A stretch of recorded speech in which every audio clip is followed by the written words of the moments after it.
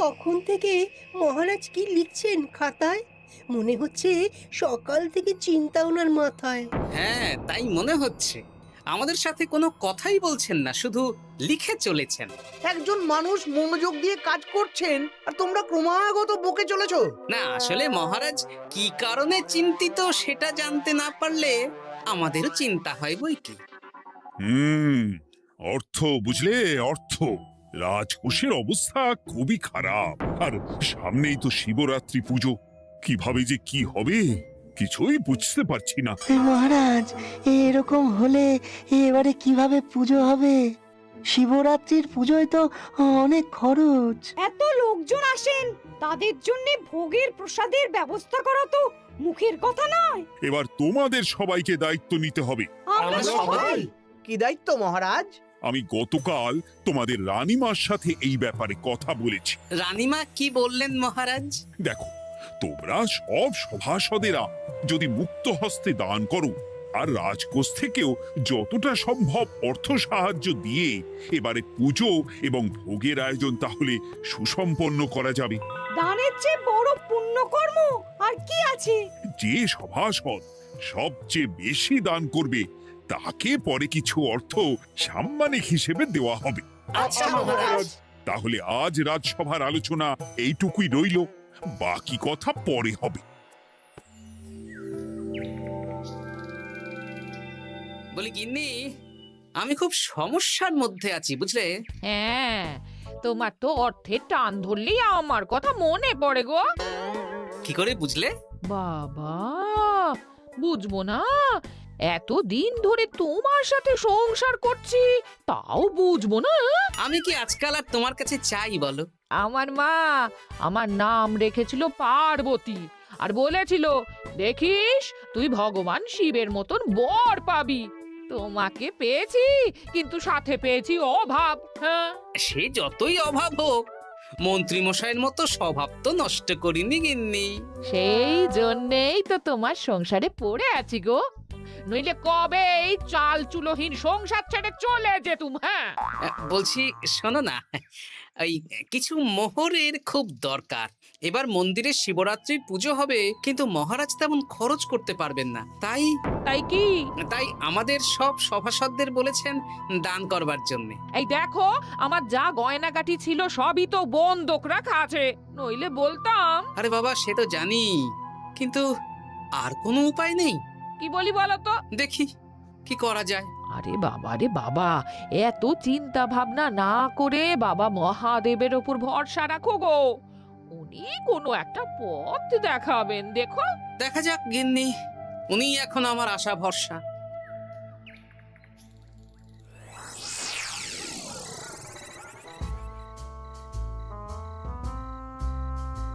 আরে মন্ত্রী মশাই, আপনি তখন থেকে শুধু এদিক ওদিক করছেন কেন বলুন তো? তা কি করব? না, আমরা তো বুঝতে পারছি না আপনার কি হলো। জীবনে অনেক অপমানিত হয়েছি, অনেক মার খেয়েছি, এবার সম্মান চাই। আর কেউ সম্মান না করলেও আমরা কিন্তু আপনাকে বেশ সম্মান করি মন্ত্রী মশাই। তোদের সম্মান আর মহারাজের সম্মানের মধ্যে অনেক পার্থক্য আছে। না, ওই ছোট মুখে বড় কথা বলছি মন্ত্রী মশাই, ক্ষমা করবেন। হ্যাঁ, মহারাজ আপনাকে কেন সম্মান করবেন? সামনে শিবরাত্রি, প্রত্যেক বছরের মতন এবছরেও গ্রামের মন্দিরে রাজবাড়ির তত্ত্বাবধানে পুজো হবে, আর সেই পুজোয় আমাকে দান করতে হবে। তা করুন, আপনার কি অর্থের অভাব নাকি? আরে বাবা, সব অর্থ দিয়েই তো তোদের গিন্নিমার গয়না বানিয়ে দিয়েছি, আমার হাতে আর আছে কই? ও, এই সামান্য ব্যাপার। আপনি মাছের তেলে মাছ ভাজুন। হ্যাঁ, আমিও তো তাই বলতে চাইছি। খোলসা করে বলতো তুই কি বলতে চাইছিস? মানে আমি বলতে চাইছি, আপনি আমাদের দায়িত্ব দিন, আমরা রাজ্যবাসীদের থেকে চাঁদা তুলবো, ভিক্ষে করব। আরো অনেক কায়দা করে অর্থ উপার্জন করে আপনার হাতে দেব, আর সেই অর্থ আপনি নিজের বলে চালিয়ে দেবেন। ব্যাস, তাহলে তো আমার 90% চিন্তাই মাথা থেকে নেমে গেল। ব্যাস, আর কোনো চিন্তা নেই।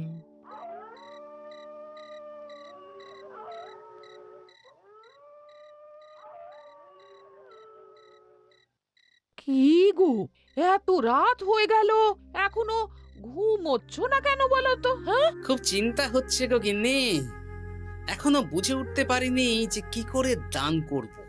শুধু অর্থদানই কি দান নাকি গো? শিব ঠাকুর তো আমাদের প্রত্যেকের মধ্যেই রয়েছেন গো। হ্যাঁ, তা তো তিনি আছেন। তুমি বরং ভক্তদের সহযোগিতা করো। পুজোর দিন ভক্তরা দূর থেকে যাতে মন্দিরে আসতে পারে সেই ব্যবস্থা করো। মন্দির প্রাঙ্গণ পরিষ্কার পরিচ্ছন্ন রাখো। হ্যাঁ, ঠিক বলেছো গিন্নি, এটা তুমি ঠিক বলেছো।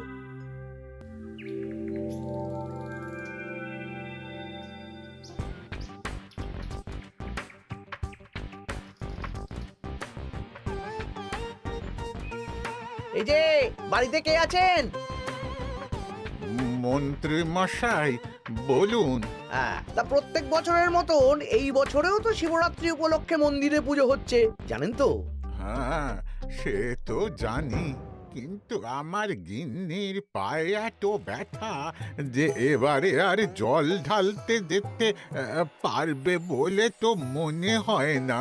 তাতে কি, আপনি দান করুন, বাবা দূর থেকে আশীর্বাদ দিয়ে দেবেন। দান? তা কিসের দান? এত ধুমধাম করে পুজো হবে, তার দান। এ কি, এতদিন ধরে মন্দিরে তো দান দেওয়ার কোনো ব্যাপার ছিল না। এবার আছে। দান করা সবচেয়ে বড় ধর্ম। আহ, আমরা বুড়ো বুড়ি খুব অল্প অর্থে সংসার চালাই। আমাদের ছেলে যেটুকু পাঠায় তা দিয়েই চালাই। আমরা আর কি দান করব মন্ত্রী মশাই? দরকার হলে কদিন না খেয়ে থাকবেন, বাবার নামে উপোস করবেন, আর যে দান করবে না আমি তাকে এই রাজ্যে থাকতে দেব না। ওরে বাবা রে, দিচ্ছি দিচ্ছি দিচ্ছি। আর শুনুন, এই দানের ব্যাপারটা যেন 5 কান না হয়, নইলে কিন্তু। ওরে বাবা, না না না, ঠিক আছে ঠিক আছে। আজকে সারাদিনে ভালোই রোজগার হয়েছে, কি বলিস বটা? হ্যাঁ, কালকে আবার সারাদিন চাঁদা তোলা হবে। চাঁদা নয়, বল চাঁদার নামে দান তুলছি। হ্যাঁ, আর যা ভয় দেখাচ্ছি, কেউ ভয় মুখ খুলবে না। এই তো যাই, এরকম চলতে থাকলেই আমাকে সেরার সেরা দানি হওয়া থেকে কেউ আটকাতে পারবে না। এই তুমি এই ভর দুপুরে বস্তা কাঁধে নিয়ে কোথায় যাচ্ছ গো? হ্যাঁ? একটু জঙ্গলের দিকে যাচ্ছে গিন্নি, শুকনো কাঠ নিয়ে আসি। পুজোর দিন তো ভোগের রান্না করতে জ্বালানি লাগবে, দেখি শুকনো কাঠ নিয়ে রাজবাড়িতে দিয়ে আসবো। বেশ বেশ বেশ, যাও। হে দেবাদিদেব মহাদেব, তুমি একটু দেখো বাবা।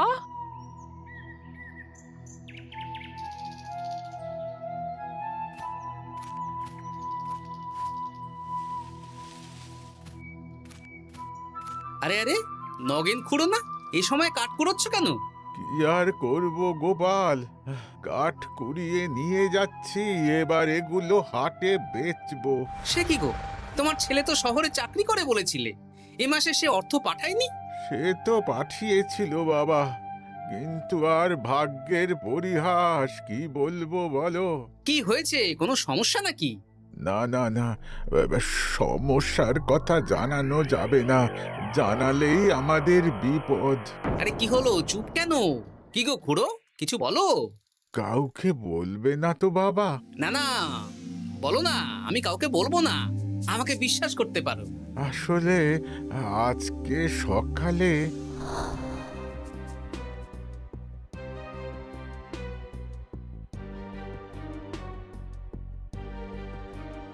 হ্যাঁ, মন্ত্রী মশাই? হ্যাঁ, শুধু আমাদের বাড়ি থেকে না, গ্রামের সব বাড়ি থেকে তুলেছে। ঠিক আছে খুড়ো, তুমি নিশ্চিন্তে থাকো। আর আমার চিন্তার শেষ নেই। আমার গিন্নির কদিন ধরে এত পায়ে ব্যথা যে এবারে অতটা হেঁটে মন্দিরে বাবার মাথায় দুধ ঢালতে যেতে পারবে না। ঠিক আছে, তুমি একদম চিন্তা করো না, আমি দেখছি কি করা যায়।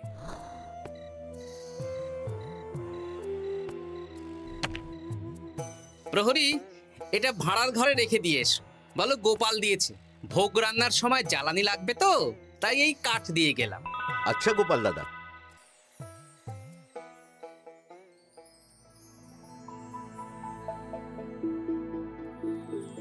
তারপর সবাই কিছু অর্থের যোগান করতে পারলে মহারাজ, আমি 5 মোহর অর্থ সাহায্য করতে চাই। আমিও 5 মোহর মহারাজ। বেশ। গোপাল, মহারাজ, এখন আমার হাত একদম খালি, তাই আমি অন্যভাবে সহযোগিতা করার চেষ্টা করছি। কিরকম? এই তো গতকাল আমি 1 বস্তা কাঠ দিয়ে গিয়েছি, আজকে আরো দেব। তারপর আগামীকাল মন্দির চত্বর পরিষ্কার করব, আগাছা পরিষ্কার করব, পুজোর দিন ভিড় সামলাবো, যারা দূর থেকে আসবে তাদের একটা গরুর গাড়ি করে নিয়ে আসবো। আচ্ছা, বেশ বেশ, কর। মন্ত্রী, মহারাজ এই নিন, এতে 200 মোহর আছে। আমি আরো দান করব, আপনি কোনো চিন্তা করবেন না মহারাজ। বাহ বাহ বাহ বাহ বাহ, এ তো বিশাল ব্যাপার। আমি জীবনে অনেক পাপ করেছি, তাই এখন দান করে একটু যদি পুণ্য লাভ হয় সেটাই আশা। বেশ বেশ। পণ্ডিত, তুমি আর রাজবৈদ্য তাহলে পুজোর দশকর্মা দ্রব্যাদি কেনাকাটা শুরু করো। এখন ধারে নিয়ে আসবে, পুজোর পরে সব শোধ করে দেওয়া হবে। আচ্ছা মহারাজ, ঠিক আছে।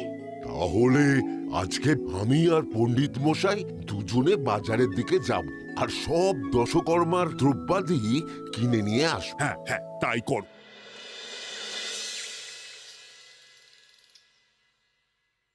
এই ঘটা পুঁটির বাবা একটা কানা করিও চাঁদা দেয়নি। হ্যাঁ, আমার মাথায় একটা বুদ্ধি আছে। কি বুদ্ধি? দেখ, ওদের বাড়ির বাইরে একটা শাড়ি ঝুলছে। শাড়িটা দেখে খুব একটা ওই পুরানো মনে হচ্ছে না। ওটা হাত সাফাই করে বাজারে বেচে যা অর্থ পাবো সেটাই মন্ত্রী মশাইকে দেব, তাই তো? একদম তাই।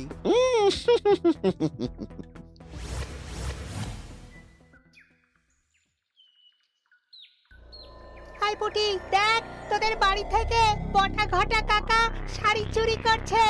হ্যাঁ তাই তো। ন্যাপলা,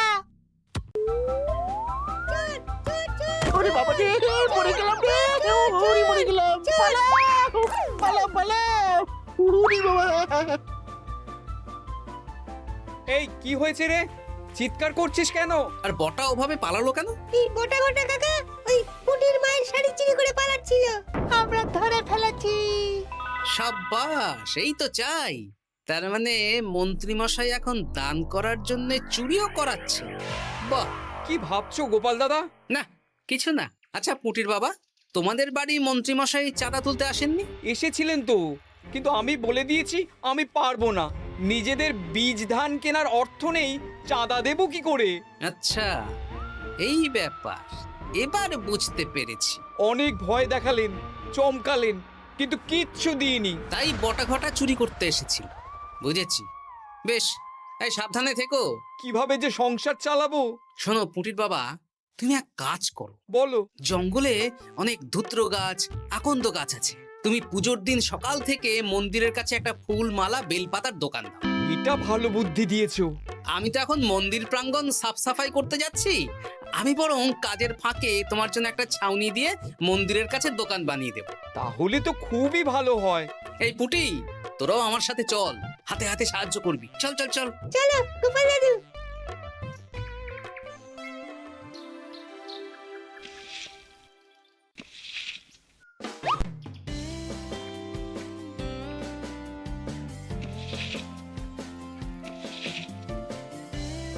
দাদু, এই জায়গাটা গর্ত আছে, তাই মাটি নিয়ে এলাম।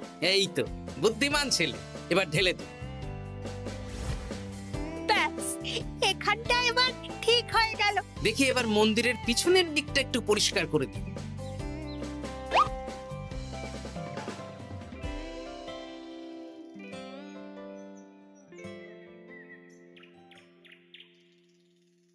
জয় মহাদেব। কি কিসের আওয়াজ হলো? হ্যাঁ দাদু, কিরকম একটা টং করে আওয়াজ হলো। দেখি তো। আরে বাবা, এটা ঘোড়া মনে হচ্ছে। হ্যাঁ তাই তো মনে হচ্ছে। জয় মহাদেব। বের করো বের করো। এই তো।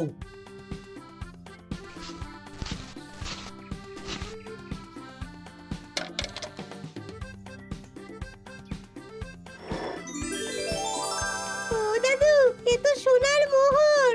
জয় মহাদেব। তুমি সত্যি আছো প্রভু, তুমি সত্যি আছো। একই দাদু, তুমি কাঁদছো কেন? সবই মহাদেবের কৃপা। মহারাজ বলেছিলেন দান করতে, মহাদেব নিজেই নিজের পুজোর ব্যবস্থা করে নিলেন রে। হ্যাঁ, তাই তো দেখছি দাদু। তবে শোন, এই কথাটা কাউকে বলিস না। আচ্ছা গোপাল দাদু, আমরা কাউকে বলবো না। হ্যাঁ।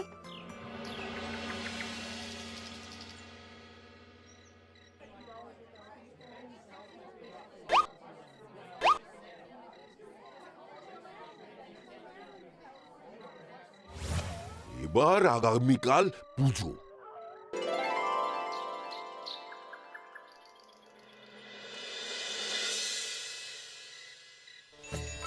জয় শিব শম্ভু, হর হর মহাদেব। হে প্রভু, হে মহাদেব, জগতের কল্যাণ করো ভোলানাথ। জয় শিব শম্ভু। জয় জয় শিব শম্ভু, জয় শিব শম্ভু। বাবা দেখো বাবা, বাহ বাহ বাহ বাহ, এই তো সব ভালোই হচ্ছে। ভালো তো হবেই মহারাজ। আমি যা দান করেছি, পুজো পাঠ এবারে ধুমধাম করে হবে। দান করে অত অহংকার করতে নেই মন্ত্রী। এক হাতে দান করলে আরেক হাতকে জানাতে নেই, বুঝলে? বুঝেছি মহারাজ।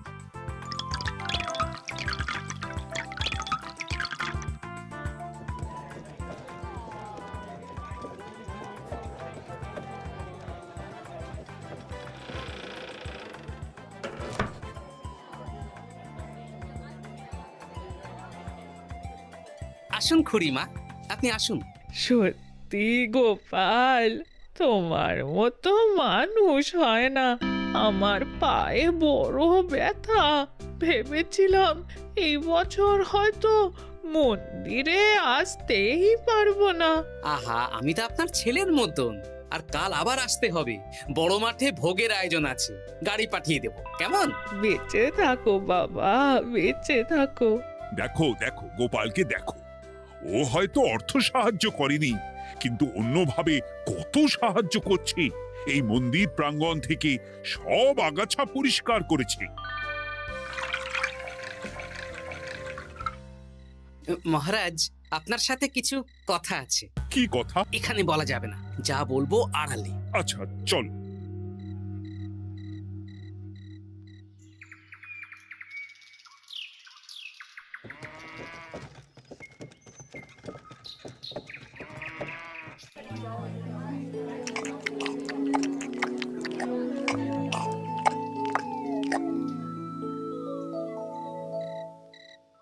আজ সান্ধ্য সভায় সবাইকে আমি ডাকলাম, তার একটাই কারণ। কি কারণ মহারাজ? কি বলবেন আজ?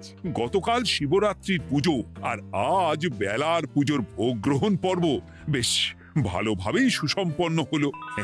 এতে আমি খুব খুশি ও শান্তি পেয়েছি। তাই মহারাজ আমাকে সম্মান প্রদান করবেন, তাই তো? আমার মনে হয় আমি সবচেয়ে বেশি দান করেছি। না, তুমি তো কোনো নিঃস্বার্থ দানই করনি। মানে আমি যে কত মোহর দিলাম। ওগুলো তো লোকজনকে ভয় দেখিয়ে দানের নামে চাঁদা তুলে দিয়েছো। সেরেছে, সব জেনে গেছেন। হ্যাঁ, সেই জন্য সম্মান নয়, তোমাকে শাস্তি দেওয়া হবে। ওরে বাবা রে, ভুল হয়ে গেছে, ভুল হয়ে গেছে। ক্ষমা করুন মহারাজ, ক্ষমা করুন। এসব ক্ষমার অযোগ্য ভুল। যাই হোক, মহাদেবের কৃপায় মহাদেবের পুজো হয়েছে। তুমি যে অর্থ লোকজনের কাছ থেকে তুলেছিলে সেটা লোকজনের মধ্যেই বিলিয়ে দেওয়া হবে। তাহলে পুজোয় যা খরচ হলো তার বকেয়া কিভাবে মেটাবেন? সেটার ব্যবস্থা তো স্বয়ং মহাদেব করেছেন মন্ত্রী মশাই। হ্যাঁ, মহাদেব কিভাবে? আমি একদিন বিকেল বেলা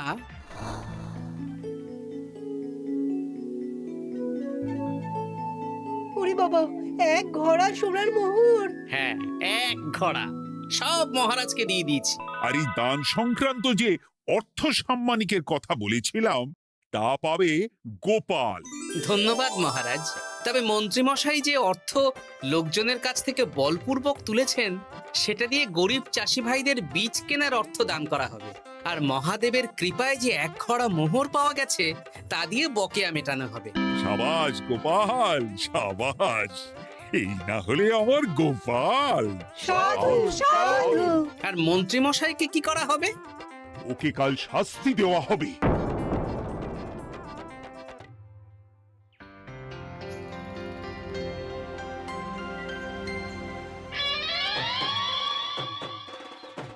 ও মহাদেব, ও শিব ঠাকুর, আমাকে ক্ষমা করে দিন, ক্ষমা করে দিন আমাকে। ওসব না বলে একবার কান ধরে উঠবস করুন আর একবার করে বলুন, জয় মহাদেবের জয়। জয় মহাদেবের জয়, জয় মহাদেবের জয়, জয় মহাদেবের জয়। সবই মহাদেবের দান।